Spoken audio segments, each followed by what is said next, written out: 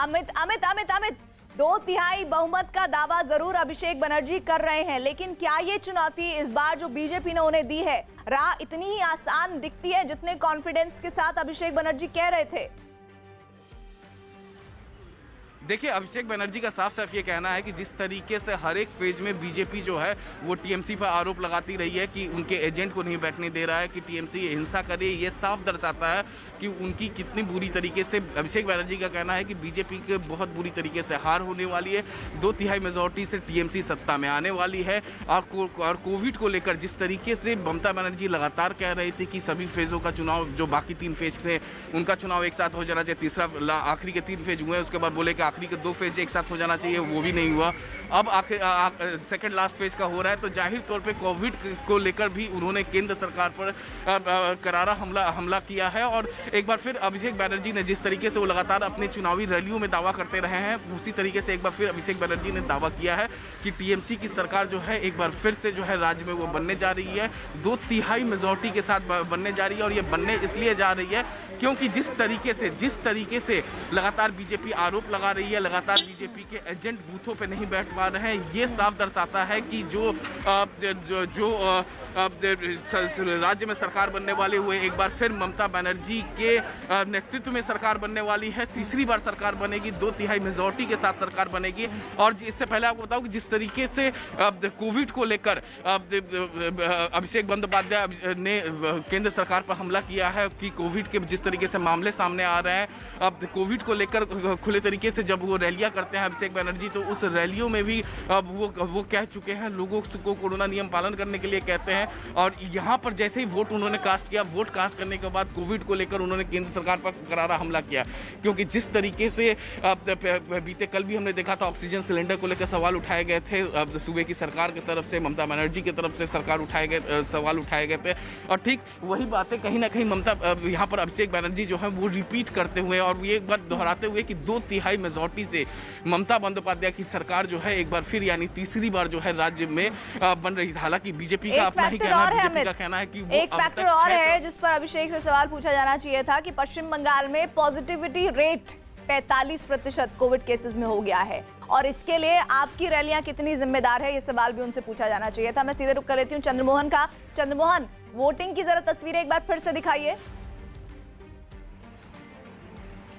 बिल्कुल, हम सीधे आपको तस्वीर दिखाते हैं और इन तस्वीरों को देखकर आप समझ सकती हैं कि यहाँ के महिलाओं में कितना उत्साह रहता है, चाहे वो पहले फेज की बात हो या फिर आज 7वें फेज की जब वोटिंग हो रही है तब की बात हो। आप तस्वीरों में साफ तौर पर देख सकती हैं, एक तरफ महिलाओं की कतार हैं तो दूसरी तरफ पुरुष की कतार हैं। पुरुष की कतारें छोटी ज़रूर दिख रही हैं, लेकिन महिलाओं की कतार धीरे धीरे लंबी होती जा रही है। और इस हाई स्कूल ग्राउंड में 6 बूथ है और 6 बूथ पर आपकी जहां नज़रें जाएंगी महिलाओं की कतार ज़रूर बड़ी दिखाई देंगी। और एक और तस्वीर, जो दूसरा बूथ है वो हम आपको दिखाने की कोशिश कर रहे हैं, जहाँ पर देखिए महिलाओं की कतार धीरे धीरे और बढ़ती जा रही है। तो यहाँ पर जो गजोल है, यहाँ पर महिलाओं में खासा उत्साह सुबह सुबह देखने को मिल रहा है। जब लोग अपने घरों से निकले हैं और बूथ तक पहुंचकर पहले मतदान और फिर जलपान की जो बात होती है वो कहीं ना कहीं यहाँ पर दिखाई दे रहा है। जाहिर सी बात है, कोरोना काल में इस बार चुनाव हो रहा है, ऐसे में बूथ के अंदर जाने से पहले जो लोग भी वोटर यहाँ पर पहुँच रहे हैं उनको पहले थर्मल स्क्रीनिंग किया जा रहा है, और जो मास्क नहीं पहने हैं उनको मास्क दिया जा रहा है, और उसके बाद हैंड ग्लव्स देने के बाद फिर उनको अंदर जाने की इजाज़त है। तो कोरोना नहीं फैले, इसको लेकर भी एहतियात बरते जा रहे हैं। और तस्वीरों में भी आप साफ तौर पर देख सकती हैं, जहाँ पर यहाँ पर केंद्रीय अर्धसैनिक बल जब तैनात हैं तो लोगों में कहीं ना कहीं निश्चिंतता का भाव भी दिख रहा है, और यही वजह है कि लोगों में खासा उत्साह भी देखने को मिल रहा है। और एक और तस्वीर आपको गेट की दिखाने की कोशिश करेंगे, जहाँ पर देखिए ये लंबी कतार, धीरे धीरे जो कतारें हैं वो बढ़ती जा रही हैं, लोगों में खासा उत्साह देखने को मिल रहा है। सबसे बड़ी बात यह है कि जिस जिले में हम अभी मौजूद हैं, मालदा, जो आम के लिए जाना जाता है, और देश के किसी भी हिस्से में चले जाइएगा तो मालदा आम का ज़रूर चर्चा होगा। और मुझे इन कतारों को देखकर ये लग रहा है कि जैसे वोट खत्म होगा ज़रूर यहाँ के मत प्रतिशत को लेकर भी चर्चा जरूर होगी। मैं रोक रही हूँ, एक बुजुर्ग महिला वोट कास्ट करके निकली है। अमित हमें वो तस्वीरें दिखा रहे हैं। अमित, देखिए जिस तरीके से हमने महिलाओं की भागीदारी इस चुनाव में देखा था, ठीक देखिए किस तरीके से ये बुजुर्ग महिला है जो कि वोट करके, और इस तरीके की तस्वीरें जो हैं केवल यहीं से नहीं है, इस तरीके की तस्वीरें हमने बीते 6 चरणों में देखा। एज क्या होगी दादी की? 89। सबसे पहले आके वोट किया है? सबसे तो पहले सबसे पहले 7 बजे आके लाइन में खड़ी हो गई थी? 7 नहीं, बजे? हाँ, नहीं। नहीं, मुद्दे क्या क्या है आपके इलाके के? मुद्दे क्या क्या क्या आप वोट करते समय क्या जहर में था आपके? কি ছিল মনে যখন ভোট করছিলেন? नहीं কিছুই না। মনে আমি ভোট দিতে এসেছি, ভোট দেবো চলে যাবো। वोट देवो चलो। तो ये तस्वीरें जो हैं आप देख सकते हैं। मैं आप पंकज से कहूंगा कि ये तस्वीरें दिखाएं किस तरीके से ये सीनियर सिटीजन जो है सुबह सुबह अपने घरों से बाहर निकली, उनकी बहू जो है उनके साथ हैं, उनको लेकर यहाँ पर पहुंची थी वोट करने के लिए। और महिलाओं की जो तादाद है, मैं एक बार तस्वीरें आपको दिखाऊं तो महिलाओं की जो तादाद है वो गृहिणियाँ जो हैं, हाउसवाइफ जो हैं वो घरों से बाहर निकल रही हैं और बिना ब्रेकफास्ट किए हुए बाहर निकल रही हैं। ये तस्वीरें जो हैं केवल भवानीपुर की तस्वीरें नहीं है, ये अत्यंत वीवीआईपी इलाका है। और यहाँ के आसपास की जो बालीगंज सीट है प्रीति, जो बालीगंज सीट यहाँ से महज थोड़ी दूरी पे है, उस बालीगंज सीटों पे भी यही खबरें आ रही है कि महिलाओं की जो तादाद है वो लगातार बढ़ रही है। वहाँ पर पुरुषों के मुकाबले बालीगंज सीट पे महिलाएं जो हैं वो ज़्यादा तादाद में वोट कर रही हैं। मैं यहाँ पर देखिए किस तरीके से मैं आपको दिखाना चाहूँगा, जो यूथ हैं, जो फर्स्ट टाइम वोटर हैं, वो भी किस तरीके से यहाँ पर वोट करने के लिए यहाँ पर वो जाती हुई यहाँ पर तस्वीरों में देखिए। मैं आपको दिखाना चाहूँगा, एक बार देखिए, मैं एक बार ये कई बूथ हैं यहाँ पर, दूसरे बूथ का मैं आपको यहाँ पर दिखा रहा हूँ। देखिए आपको महिलाएं ही दिखेंगी यहाँ पर, महिला किस तरीके से अंदर जाती हुई पूरे चेक करवा के। और तो ये तस्वीरें केवल भवानीपुर की नहीं है प्रीति, इसके बगल में ही बालीगंज सीट है साउथ का, उस बालीगंज सीट पे भी इसी तरीके से महिलाएं अपने घर से बाहर निकली हैं, वोट कर रही हैं।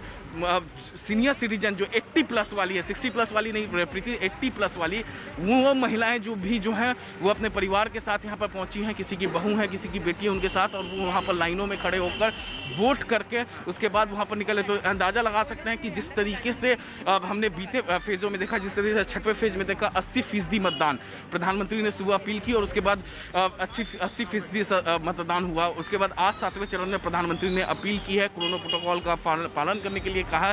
तो जाहिर तौर पे जो वोट परसेंटेज है, जिस तरीके से हमने बीते फेज़ों में देखा था, इस बार भी उसी तरीके से वोट परसेंटेज में बढ़ोतरी देखी जाएगी। और ये जबरदस्त तस्वीरें हैं कि आप सोचिए कि जिन्होंने आजादी के समय का वक्त देखा वो आज लोकतंत्र को मजबूत करने के लिए यहाँ पहुंच रही हैं। 90 में 1 साल कम, सोचिए 89 की उम्र की महिलाएं भी पहुंच रही हैं। तो ये अपने आप में लोकतंत्र की खूबसूरती को ही दर्शाता है। मैं एक बार फिर से चलती हूँ चंद्रमोहन के पास। चंद्रमोहन, इस बार जिन 5 जिलों की 34 सीटों पर मतदान हो रहा है, वहां पर ये अगर 2016 के चुनाव की मैं बात करूं तो वहां पर टीएमसी से ज्यादा अगर कोई खुश था तो वो लेफ्ट था, क्योंकि लेफ्ट ने अच्छा परफॉर्मेंस दिया था, तकरीबन 22 के करीब। तो इस बार इन सीटों पर बीजेपी के लिए 2016 में तो कुछ नहीं था, लेकिन इस बार के चुनाव में 2021 में बीजेपी को क्यों ऐसा लगता है कि ना टीएमसी ना लेफ्ट, सिर्फ वही होगी? बिल्कुल, देखिए मालदा की अगर हम बात करें तो यहाँ ऑक्सीजन के तौर पर बीजेपी की ये सीटें मानी जा रही हैं और यहाँ पर